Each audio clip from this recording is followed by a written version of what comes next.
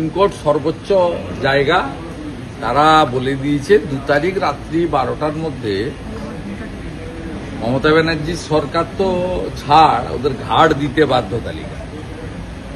Supreme কোর্টকে এত দুর্বল ভাবার কোনো কারণ নেই, এবং সুপ্রিম কোর্টের যে কোনো সিদ্ধান্ত বদল একমাত্র লোকসভাতেই হতে পারে, তো অন্য কোথাও বদল হয় না। তো স্বাভাবিকভাবে কুমার ব্যাং আঞ্চলিক দল তৃণমূল কংগ্রেস তো যা করছে করুক না। আজকে কত তারিখ? আজকে তো 30 তারিখ, 31 আরো আছে, আরো দেখনা হয়, সোচনা হয়, জোড়না হয়, তোড়না হয়, কাটনা হয়, চলুক, কিন্তু ফাইনালি 2 তারিখের মধ্যে দিতেই হবে। শেষমেশ যে তালিকাটা বেরোবে সেটা কি আদৌ অযোগ্যদের তালিকাই হবে? এক্ষুনি বলা, আমি তো বলছিলাম না, এই যে গোটা ঘুরছে যেটা 1803, এটা যদি সত্যি হয় তো অযোগ্যদের তালিকা নয়।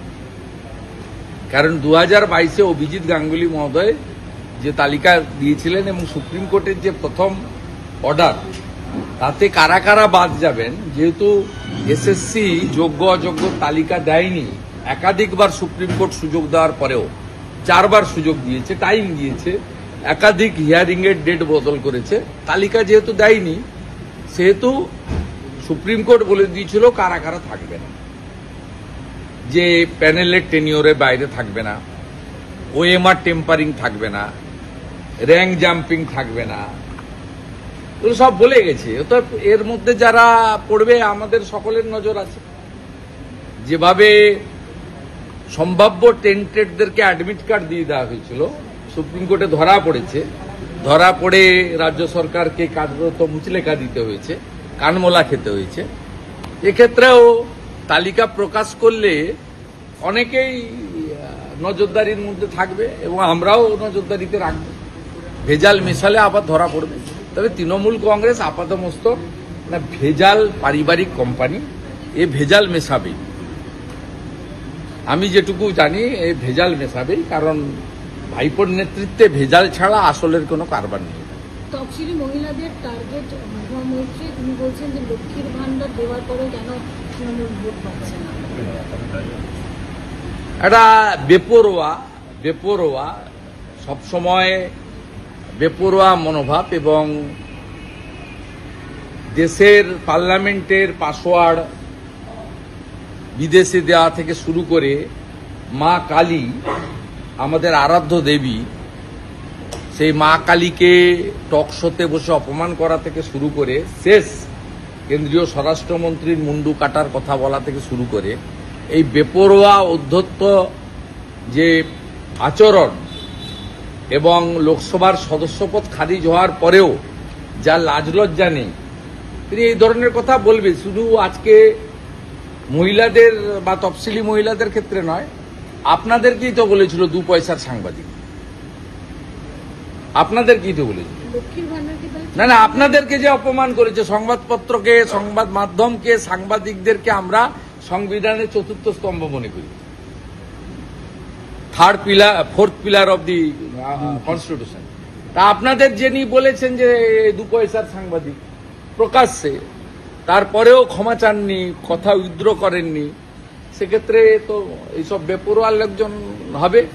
বাংলাদেশের মুসলমানদের ভোটে জিতেছে এবং সিপিএম এর আশীর্বাদে জিতেছে। 1,82,000 ভোট MS সাদি কেটেছে, যার 90% হিন্দু ভোট। এই জন্য রানিমা 54,000 ভোটে হেরেছে। কৃষ্ণনগরের 2টো কেন্দ্র ওকে ভোট দেয়নি, হারিয়েছে, যেখানে সুযোগ পেয়েছিল। ও তো কার্যত কালীগঞ্জ এবং চাপড়ার ভোটে জিতেছে। কিভাবে জিতেছে লোক জানে, এবং সিপিএম এর জয়ে জিতেছে। সিপিএম 1,82,000 ভোট না কাটলে, যার মধ্যে আমি মনে করি 1,60,000-এর বেশি হিন্দু ভোট আছে, তাহলে আমাদের রানিমা অমৃতা রায় 54,000 ভোটে হাত কাটবে। জীবন কৃষ্ণের 6 দিনে ইডি যা ঘেঁটে দেখেছেন, আজ ইডি আদালতে তোলা হয়েছিল, 1,20,00,000 পার হয়ে গেছে তার তোলা বিভিন্ন আয় করা টাকা। তিনি কোনো ব্যাখ্যা দিতে পারছেন না, কিন্তু 1,20,00,000 ইতিমধ্যেই নানান অ্যাকাউন্টে হদিশ এসে গেছে। কিভাবে দেখছেন? না, আমি তো সূত্রতে বলবো না, আমি প্রথম থেকেই বলি, জীবন কৃষ্ণ টাকা তুলেছে অনেক, এবং সেই টাকার 80% কালীঘাটে পৌঁছে দিয়েছে সুজয় কৃষ্ণ ভদ্রর মাধ্যমে, এবং সরাসরি তার সঙ্গে কার কার যোগাযোগ ছিল আমি 12ই আগস্টের যে ছবিটা আপনাদেরকে কয়েকদিন আগে প্রকাশ করেছিলাম তাতে তো প্রমাণ হয়েছে যে কত বড় প্রভাবশালীদের সঙ্গে এই ব্যক্তির যোগাযোগ আছে। আর জীবন কৃষ্ণ অনেকগুলো কালেক্টরের মধ্যে অন্যতম। জীবন কৃষ্ণর পরে যে সাব কালেক্টর ছিল শুধু ভাইপোর পিসি নয়, আমি আরেকবার বলছি, নবগ্রামের এমএলএ, খড়গ্রাম, কান্দির সমস্ত তৃণমূলের এমএলএরা তারা তালিকা করে সাব এজেন্ট হিসেবে তালিকা এবং টাকা তুলে অল্প কিছু কমিশন রেখে জীবন কৃষ্ণকে দিয়েছে।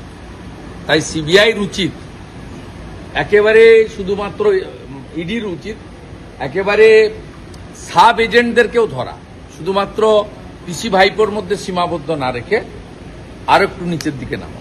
হাসপাতাল তৈরির আড়ালে মন্দির দখলের চেষ্টা, ঘটনা বীরভূমের যে ইলাম বাজার রয়েছে সরকারি জমি। আমি প্রথম গতকাল থেকে নজর রেখেছি, দুলাল রায় বলে একজন তৃণমূল কংগ্রেসের নেতা, তিনি একটি বিশেষ সম্প্রদায়ের কিছু হিন্দু বিরোধী মানুষকে নিয়ে কিছু জিহাদিদের জড়ো করে পুলিশের উপস্থিতিতে ওখানে এই কাজটা করছেন।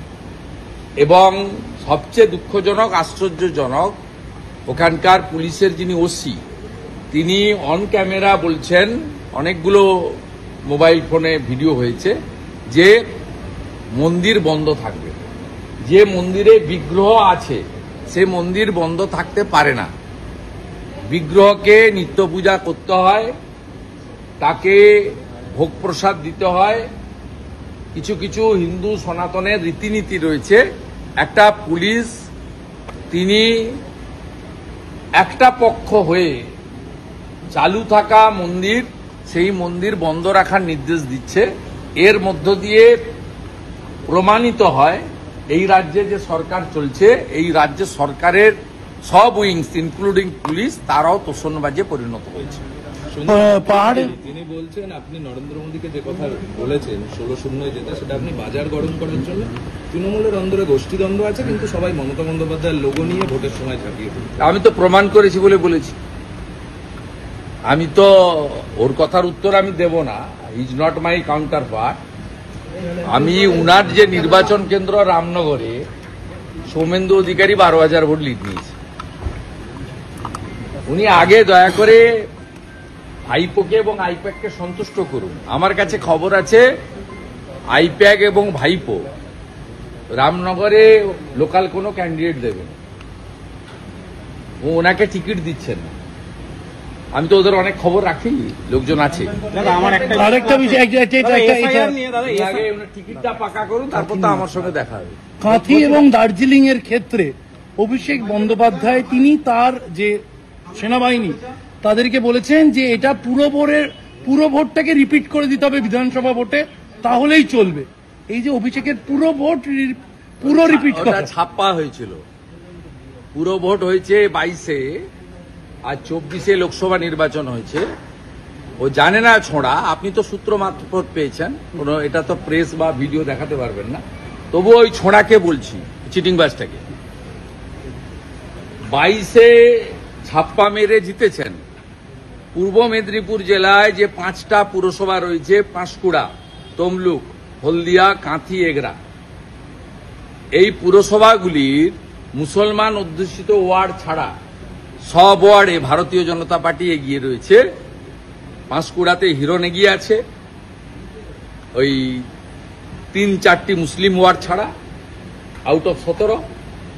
এগরাতে অগ্নিমিত্রা পাল প্রায় অধিকাংশ ওয়ার্ডে এগিয়ে আছে, 5,000 লিড শুধু শহর থেকেই আছে।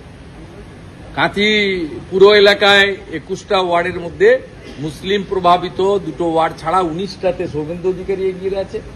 তমলুকেও 20টা ওয়ার্ডের মধ্যে 18টাতে অভিজিৎ গাঙ্গুলি এগিয়ে আছে, এবং 2টো ওয়ার্ড বাদ দিলে হলদিয়ার 27টা ওয়ার্ডে ভারতীয় জনতা পার্টির অভিজিৎ গাঙ্গুলি এগিয়ে দিয়েছে। 22-এ ছাপ্পা মেরেছিল, 24-এ ছাপ্পা মারতে পারেনি। আর এসআইআর হওয়ার পরে তো ওই এসআইআরই খতম হয়ে যাবে, আর কিছু করতে হবে না। ছোড়া ব্যাগ বুঝা। দাদা